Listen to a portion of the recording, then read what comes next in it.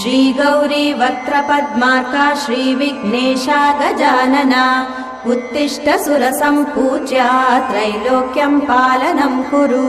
श्रीगौरी वक्त्रपद्मार्का श्रीविघ्नेशा गजानना उत्तिष्ठ सुरसम्पूज्या त्रैलोक्यं पालनं कुरु। उत्तिष्ठोत्तिष्ठ हेरम्बा उत्तिष्ठ गणनायका उत्तिष्ठ करुणापूर्णा भक्तानां भाग्यदायका। उत्तिष्ठोत्तिष्ठ हेरम्बा उत्तिष्ठ गणनायका उत्तिष्ठ करुणापूर्णा भक्तानां भाग्यदायका।